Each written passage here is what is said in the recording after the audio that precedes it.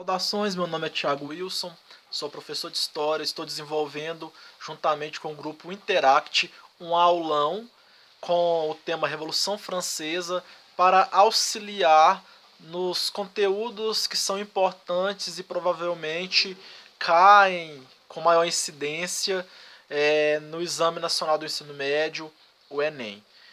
Vou trabalhar a Revolução Francesa porque compartilho do mesmo julgo de outros colegas historiadores que a Revolução Francesa é muito importante para entender a história contemporânea. Ela é um divisor de águas. Através da Revolução Francesa se encerra a Idade Moderna, se extingue o absolutismo e começa, através dela, a Idade Contemporânea, começam os sistemas democráticos de direito que existem até hoje. Lógico que foram adaptados e melhorados no decorrer do tempo, né? Não são a mesma coisa que em 1789, nem no século XVIII e XIX. Tudo na vida requer uma adaptação com o passar do tempo. Para entendermos a Revolução Francesa, nós temos que contextualizar a França do século XVIII, especificamente de 1715 até 1789. A França era um estado absolutista, possuía um rei no período da Revolução Francesa, Luís XVI, e este rei ele era o soberano, ele era o monarca absoluto, a representação, a personificação do Estado na sua figura. Ele era a junção dos poderes legislativo, executivo e judiciário em uma figura só. E a população era súdita desse rei, não fazia parte de um grupo cidadão que compunha o Estado, eram súditos, subalternos ao rei. Esse Estado francês ele era dividido em 3 estados. Esses 3 estados nós podemos considerar como grupos sociais. Era o primeiro estado o clero, o alto clero, o segundo estado a aristocracia rural e a nobreza, e o terceiro estado, que era o mais enxado dele, que tinha mais classes sociais, as classes sociais mais predominantes eram a burguesia, que era uma classe ascendente na época, não é? Que eram os banqueiros, os setores de serviços que estavam começando a ganhar destaque. Tinha também neste terceiro estado os camponeses e também os sansculotes, que eram um grupo de trabalhadores livres, trabalhadores urbanos que faziam principalmente serviços braçais e também serviços artesanais, como donos de pequenas oficinas ou trabalhadores de pequenas oficinas, feirantes e daí por diante. Eles tinham esse nome de sansculotes devido a um adjetivo pejorativo, não é, que era usado na época. Eram pessoas simples, usavam calças simples, e sansculotes, traduzindo do francês para o português, é algo semelhante a sem calças. Para a gente entender, então, não é como tem a crise, porque toda revolução ela é oriunda, ela deriva de uma crise. Para entendermos a crise que se instaurou no século XVIII na França, temos que entender que 3% da população francesa era composta pelo primeiro e segundo estado, e essa população era privilegiada. Ela tinha um monte de direitos e privilégios e poucas obrigações. E tinha 97% da população que era composta pelo terceiro estado, que tinha muitas obrigações e pouco direito. Então, a gente pode imaginar que uma realidade dessa é óbvio que vai dar errado, né, como deu. A crise econômica na França começa em 1715, mas ela vai ser mais agravada a partir da segunda metade do século XVIII. A partir de 1715, a população francesa vai começar a aumentar. E em 1789, ela vai chegar aproximadamente a 9 milhões de habitantes. Mas a partir da segunda metade, a crise vai se intensificar devido a inúmeros fatores. Eu vou citar alguns. Participação da França em confrontos bélicos. A França vai participar da Guerra dos 7 Anos contra a Inglaterra, e a França também ela vai ser aliada das 13 colônias norte-americanas, né, os Estados Unidos, em seu processo de independência, também contra a Inglaterra. E com isso a França vai injetar muito dinheiro, vai gastar muito dinheiro nessa participação bélica. Então vai começar a falir a máquina pública, porque vai gastar mais do que arrecadar. Outro fator vai ser que a agricultura francesa vai ter uma grande queda de produção a partir do final do século XVIII, devido a um inverno severo que a França vai passar, diminuindo a produção de alimentos, e o abastecimento de alimentos na França vai ficar cada vez mais defasado.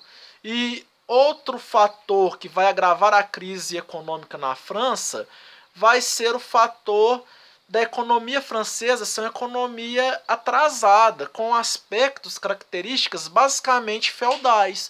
Enquanto a Inglaterra estava desenvolvendo a primeira etapa da Revolução Industrial, a economia da França era muito mais semelhante à economia de um feudo do que de um Estado absolutista, e muito menos parecida do que um Estado burguês.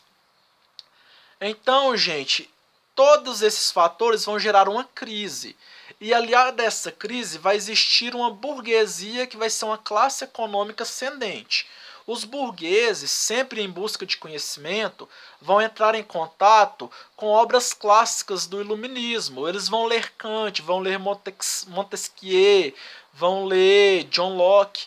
E com isso eles vão ficar a par dos conceitos iluministas, vão achar que é o caminho no qual a sociedade francesa deve se guiar, vão colocar como discurso os ideais de igualdade, liberdade e fraternidade, e vão tentar, através de reuniões políticas, promoverem novas mudanças na sociedade, na economia e na política francesa.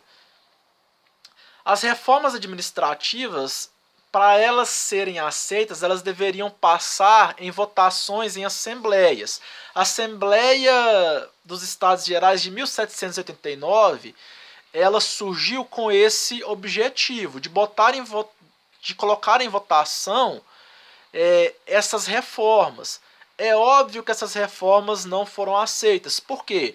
Porque a Assembleia era decidida por voto dos estados, e sempre era o primeiro e o segundo estado, querendo manter os seus privilégios, votando contra o terceiro estado, querendo mudanças na economia e na sociedade francesa. Ou seja, era um conluio que existia entre o primeiro e o segundo estado. A burguesia, não ficando feliz com essa realidade, ela vai propor uma Assembleia Nacional. E o primeiro e o segundo estado vão recusar, não vão querer comparecer, não vão querer nem discutir sobre essa Assembleia.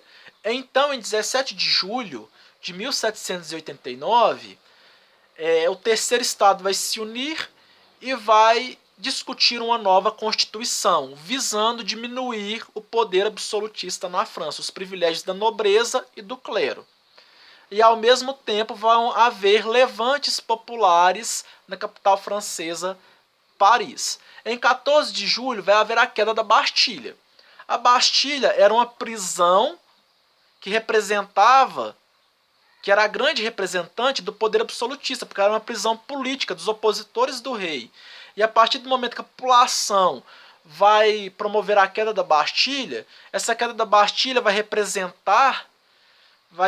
trazer a imagem, a representação da queda do sistema absolutista na França. E a partir da queda da Bastilha, então, o terceiro estado vai começar a promover algumas mudanças na política, na economia e na sociedade francesa.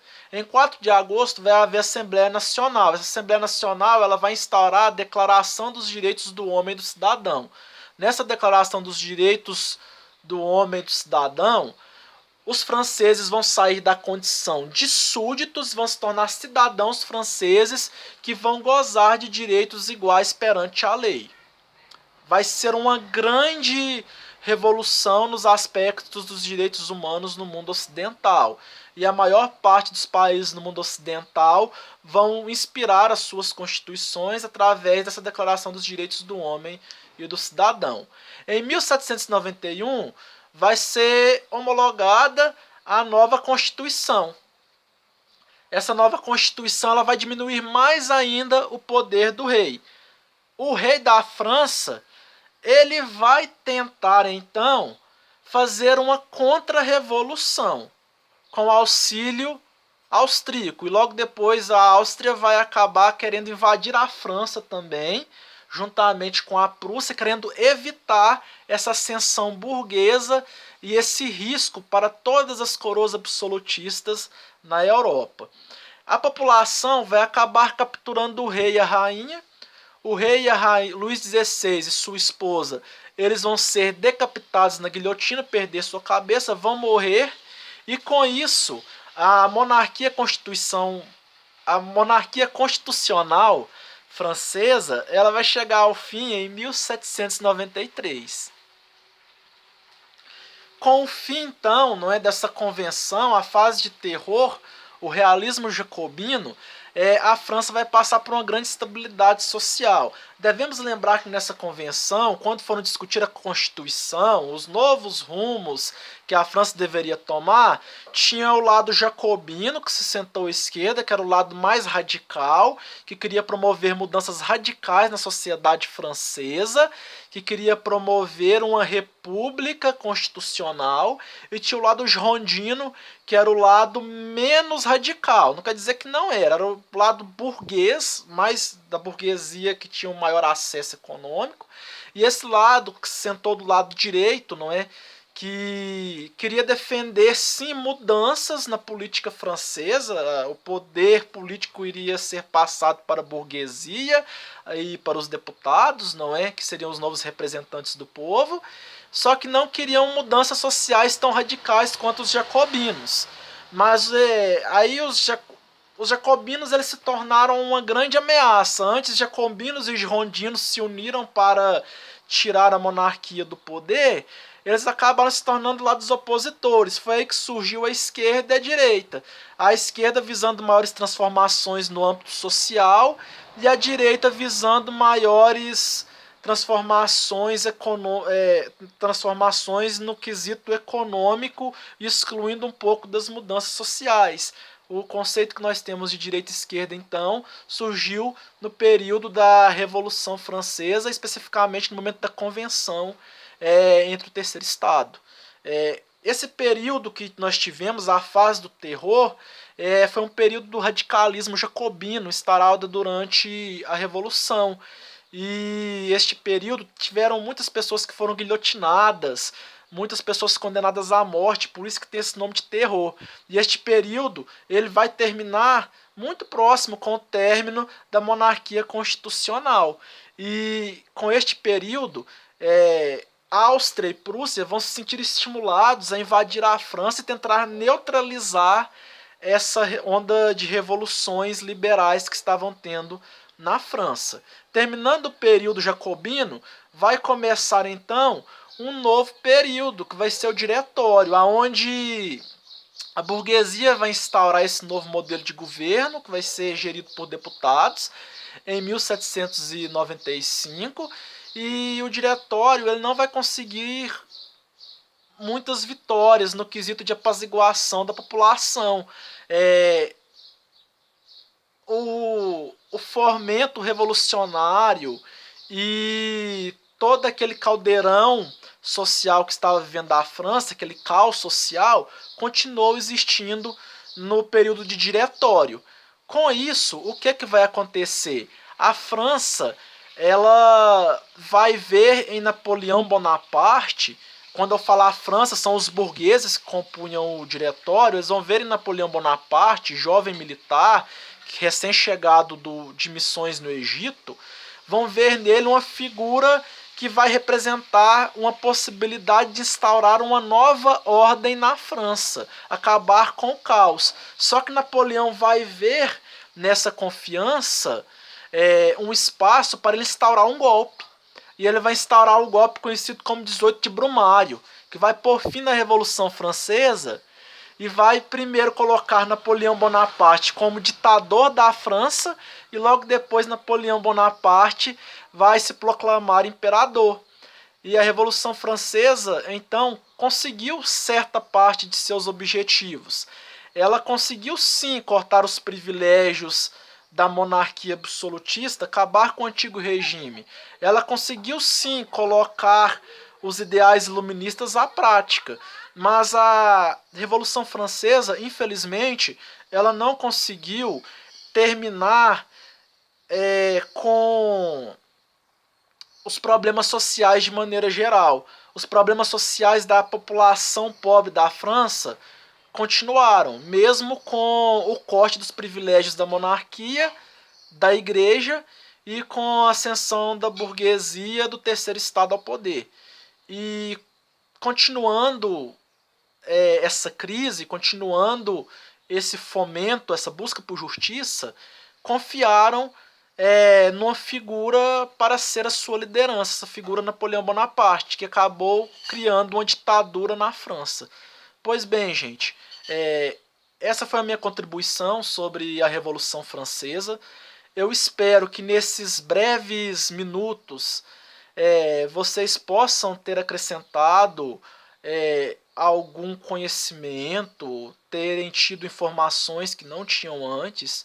Eu espero que possa ter ajudado com um pouco do que eu aprendi e tive a oferecer para vocês.